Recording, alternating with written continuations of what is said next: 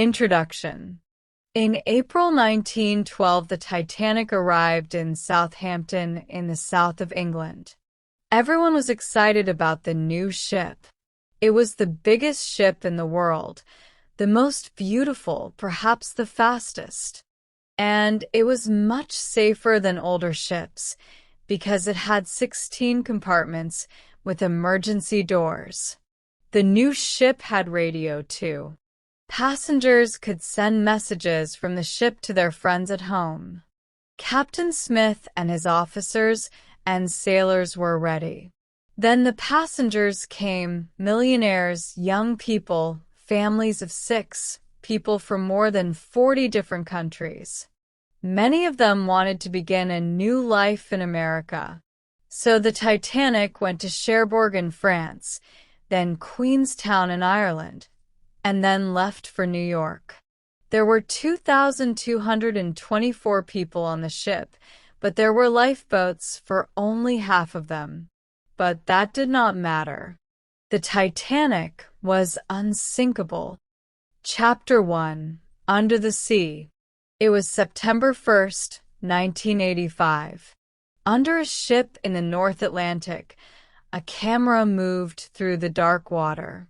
Slowly, the camera went down 1,000 meters, 2,000 meters, 3,000 meters under the sea. On the ship, some sailors waited and watched. Nobody spoke.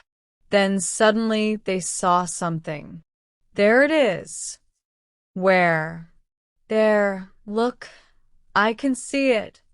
Yes, you're right. It's the Titanic? With the camera, the sailors could see a ship 3,810 meters under the water. It was a very big old ship, and it was in 2 halves. They could see the front half of the ship with their camera, but the back half of the ship was 800 meters away. Underwater view of the Titanic wreckage discovered in 1985, showcasing the bow of the historic ship covered in rust and marine life, related to the article Titanic by Tim Vickery and the keyword short stories with pictures PDF. The Titanic, 1985.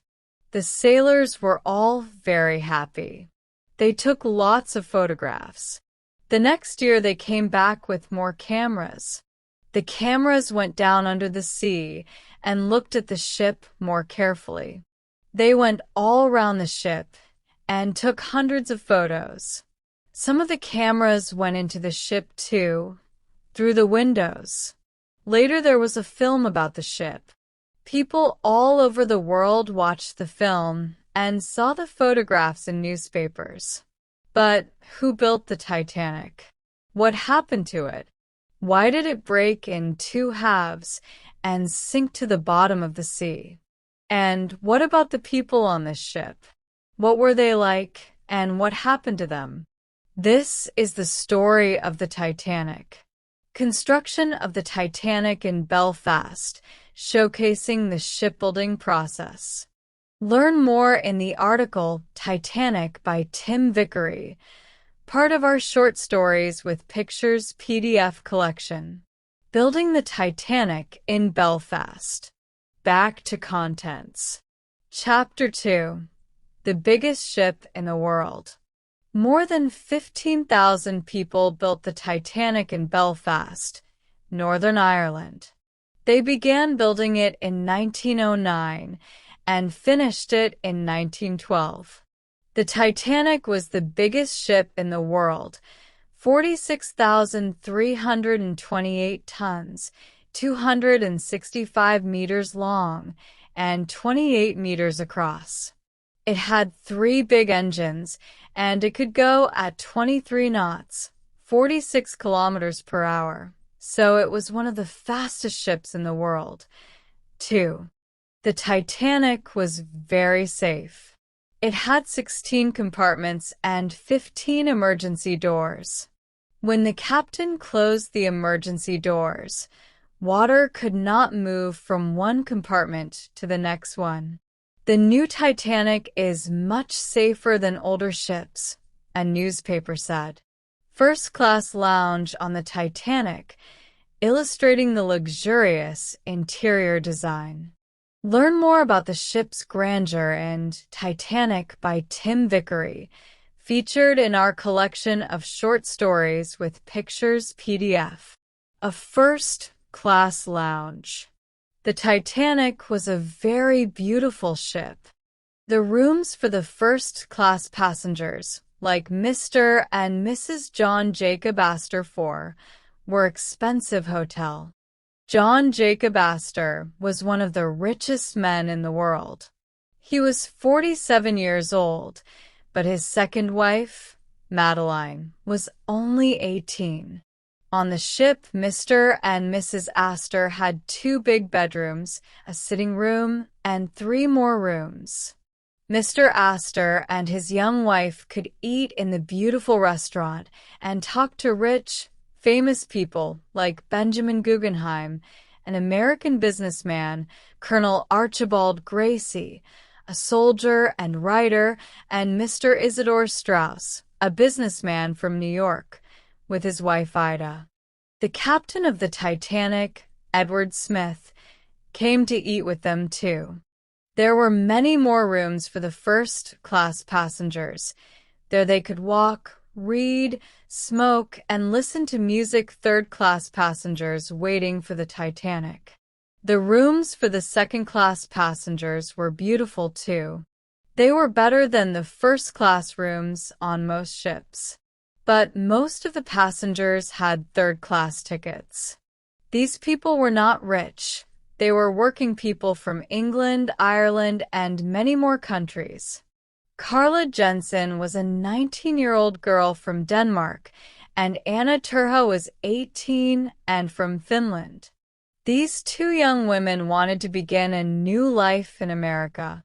Third-class passengers had small rooms called cabins on E-deck, a long way under the first-class and second-class passengers. There were 4 beds in every cabin. Sometimes, the first-class passengers walked their dogs on E-deck, because it had the longest corridors on the ship. But they did not talk to the third-class passengers. They had nothing to say to them. Back to contents. Chapter 3, A City on the Sea. On April 10, 1912, the Titanic left Southampton in the south of England. The ship went to Cherbourg in France and then to Queenstown, near the city of Cork in Ireland. A lot of third-class passengers got on here. Then the Titanic went west towards New York. On Sunday, April 14th, Colonel Gracie got up early. He had breakfast, finished reading a book, and talked to his friends Mr. and Mrs. Straus. On the boat deck, Mrs. Astor talked to Thomas Andrews, the designer of the Titanic. "I know all about this ship," he said.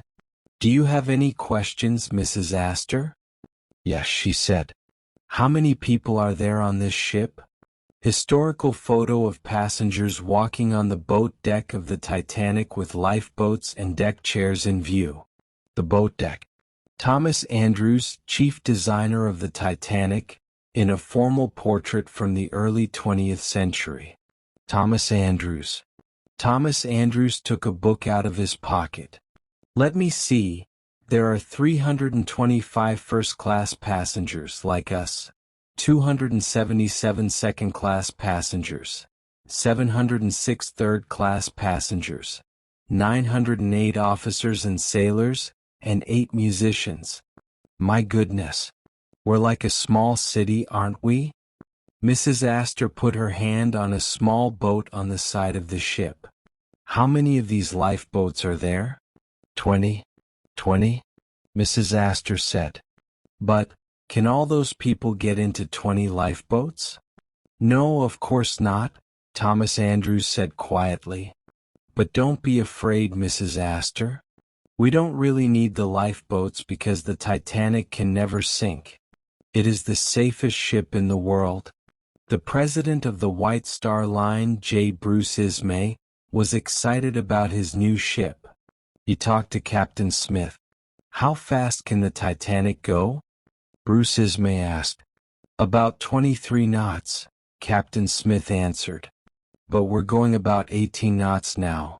We don't want to arrive in New York a day early, do we? Why not?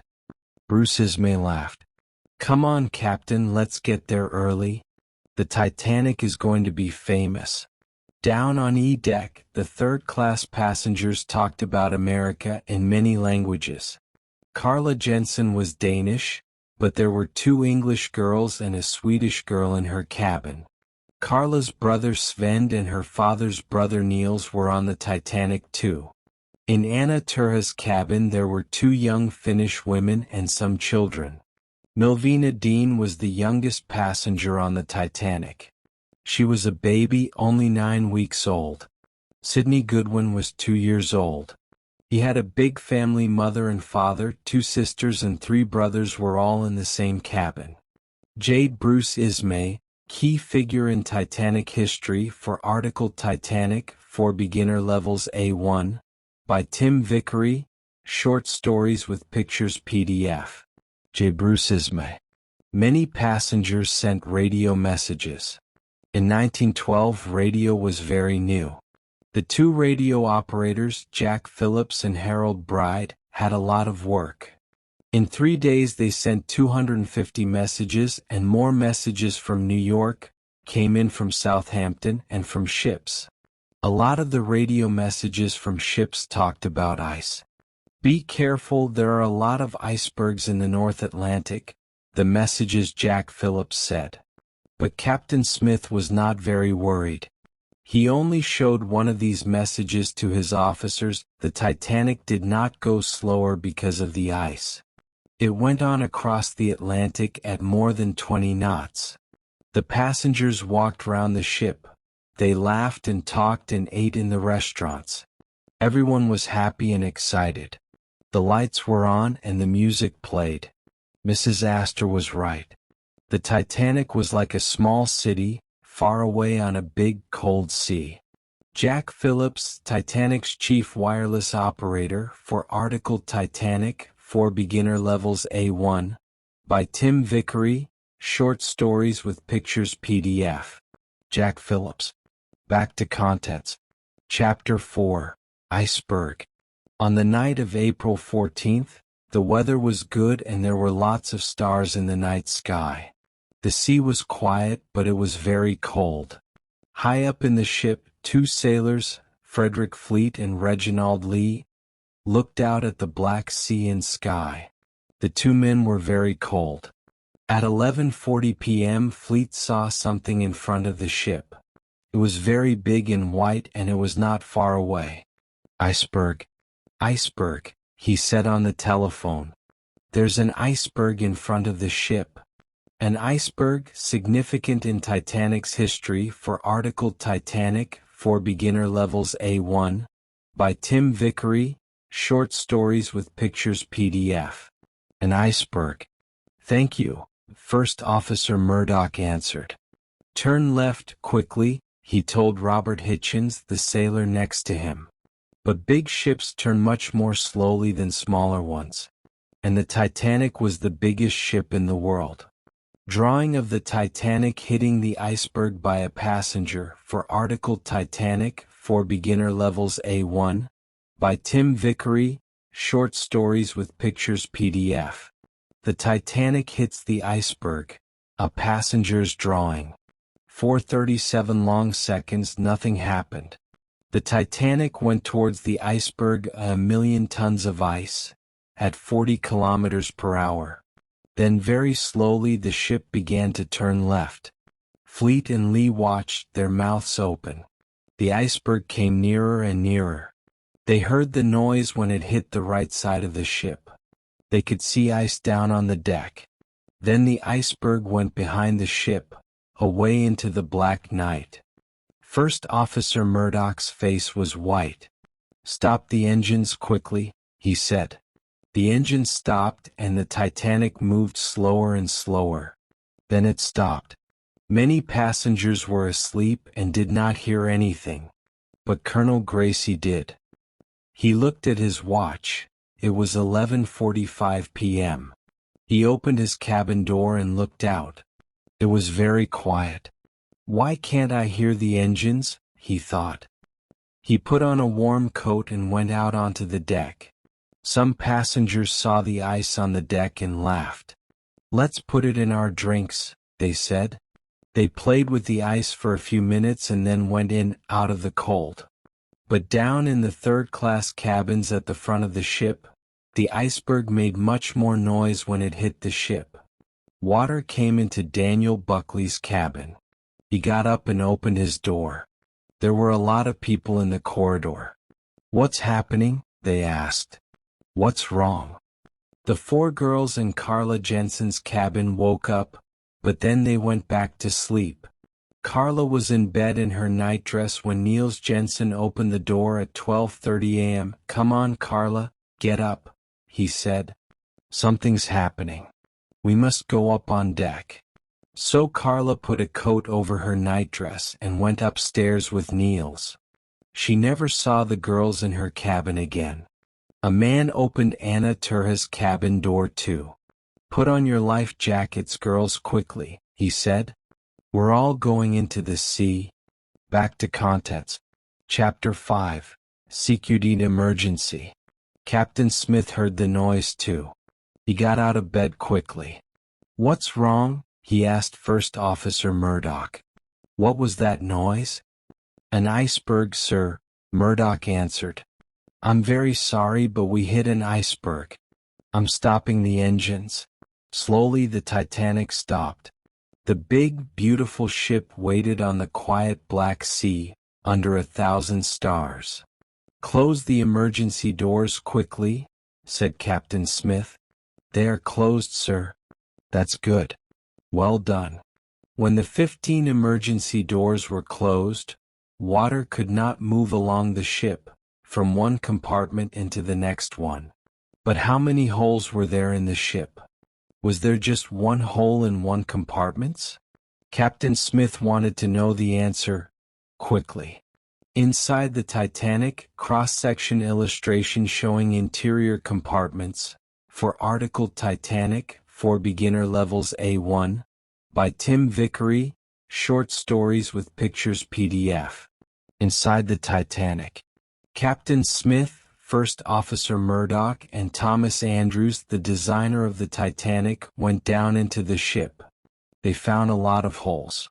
There was water in compartments 1, 2, 3, 4, and 5. How bad is this? Captain Smith asked. Thomas Andrews' face was white. He looked very unhappy. Very bad, I'm afraid, he answered. This ship is going to sink. What do you mean? Captain Smith said. The Titanic can't sink. You said that to Mrs. Astor yesterday. I heard you. Yes, I know, Andrews said. The Titanic is safe with water in 3 compartments. In fact, it is nearly safe with water in 4 compartments. But this is different. The water is coming into 5 compartments. 5. The front of the ship is going to get heavier and heavier. I'm sorry, but we can't stop it. The Titanic is going to sink. How long have we got? Captain Smith asked. I don't know. 2 hours, perhaps. That's all. Right. Give the passengers their life jackets and get the lifeboats ready, Smith said to Murdoch. Then he walked into the radio room to speak to the Titanic's radio operator, Jack Phillips. This is an emergency, Captain Smith said. The ship is sinking. Ask for help. Yes, sir, Jack Phillips answered. He sent the emergency message. CQDMU. Help, Titanic. We are sinking. Please come to help us. It was 12:15 a.m. Introduction. Back to contents. Chapter 6. Nobody is listening. The nearest ship to the Titanic was the Californian. It was about 16 kilometers away. The Californian knew about the ice, so it stopped at 10.30 that night. At 11.10, the third officer, Charles Groves, saw the lights of a big ship on the right. The Californian tried to send a message with a light to the ship, but there was no answer. At 11:40, the big ship stopped, but Charles Groves did not know why. He did not know that it was the Titanic. In 1912, radio was very new. Most ships had radio, but they didn't listen to it all the time. Cyril Evans, the radio operator on the Californian, went to bed at 11:30. So nobody on the Californian heard the emergency message from Jack Phillips at 12:15 a.m. Rockets fired from the Titanic during distress. For article Titanic, for beginner levels A1, by Tim Vickery, Short Stories with Pictures PDF. Rockets from the Titanic. People at Cape Race in America heard it, and one man heard it in New York. But for nearly 10 minutes, no ships answered the message. Then at 12:25, the radio operator on a ship called Carpathia wanted to talk to the Titanic. "Titanic, I have a message for one of your passengers," he said. "Are you listening?" "Come at once," Jack Phillips answered. "This is an emergency. We need help. We are sinking." "Shall I tell the captain?" the Carpathia's radio operator asked. "Yes, please, quickly," Phillips answered. So at 12:35 the Carpathia began to go towards the Titanic. But the Carpathia was 92 kilometers away. From the Titanic, Captain Smith could see the Californian, but he did not know its name and he could not talk to it on the radio. Jack Phillips tried to call it with the letters CQD and SOS, but nothing happened. Captain Smith tried to send a message with a light, but it did not answer. "It's no good," he said. "Send up the rockets." At 12:45 the first rocket went up into the night sky. It made white lights high over the Titanic. Every 10 minutes after that, a new rocket went up. On the Californian, Second Officer Stone saw the rockets. "That's interesting," he said. He told his captain, Captain Lord. But Captain Lord was tired, so he went to bed. Stone watched the rockets for over an hour. But he did not understand them, so he did nothing.